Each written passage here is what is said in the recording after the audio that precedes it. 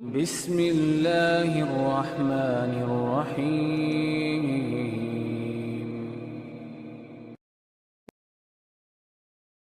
احادیث کی روشنی میں یہ بات سمجھ میں آتی ہے کہ رسول اللہ صلی اللہ علیہ وسلم اگر بار بار خطبے میں یہ سورت پڑھتے ہیں، فجر کی نماز میں پڑھتے ہیں، عید الاضحیٰ میں پڑھتے ہیں، عید الفطر میں پڑھتے ہیں، اور صحابیاں بار بار سننے کی وجہ سے اس کو یاد کرتی ہیں، تو اس کا کتنا اہتمام کیا جاتا ہوگا۔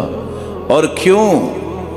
یہ واحد سورت ہے جس میں توحید کا بھی تذکرہ ہے، رسالت کا بھی تذکرہ ہے، جس میں انسان کی موت کا بھی تذکرہ ہے، اور انسان کی موت کے بعد کی جزا و سزا کا بھی تذکرہ ہے، اور قیامت کا بھی تذکرہ ہے، جنت کا بھی تذکرہ ہے، اور جہنم کا بھی تذکرہ ہے۔ ہشام رضی اللہ تعالی عنہ جو حارث بن نعمان کی بیٹی ہیں، فرماتی ہیں لقد كانت تنورنا وتنور رسول اللہ صلی اللہ علیہ وسلم واحدا سنتين او سنة وبعض سنة، 2 سال یا اس کے لگ بھگ میرے گھر کا تنور اور رسول اکرم صلی اللہ علیہ وسلم کی زوجات مطہرات جہاں کھانا پکاتی، ہمارا یہ تنور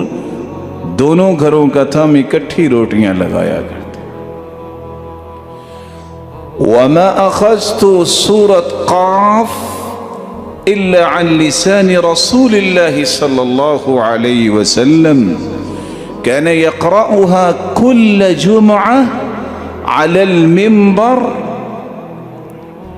میں نے سورت قاف یہ اللہ کے رسول صلی اللہ علیہ وسلم سے یاد کی، میں روٹیاں پکا رہی ہوتی اور میں گھر میں ہوتی، اللہ کے رسول صلی اللہ علیہ وسلم اذا خطب الناس جب لوگوں کو خطبہ دیتے منبر پر کھڑے ہو کے، تو اللہ کے رسول صلی اللہ علیہ وسلم نے اتنی بار سورت قاف پڑھی ہے کہ مجھے بار بار سن کے یہ پوری سورت یاد ہو گئی۔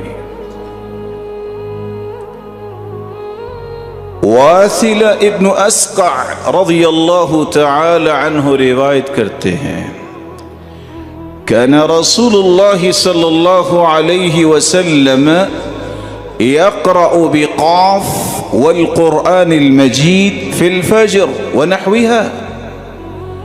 آپ صلی اللہ علیہ وسلم کا معمول یہ تھا کہ آپ صبح کی نماز میں سورت قاف اور اسی طرح کی صورتیں پڑھا کرتے تھے۔ صحابی روایت کرتے ہیں رسول اللہ صلی اللہ علیہ وسلم نے فرمایا اعطیت مکان التوراة السبع الطوال، اللہ ذوالجلال نے تورات کی جگہ پہ مجھے 7 لمبی صورتیں عطا کی ہیں۔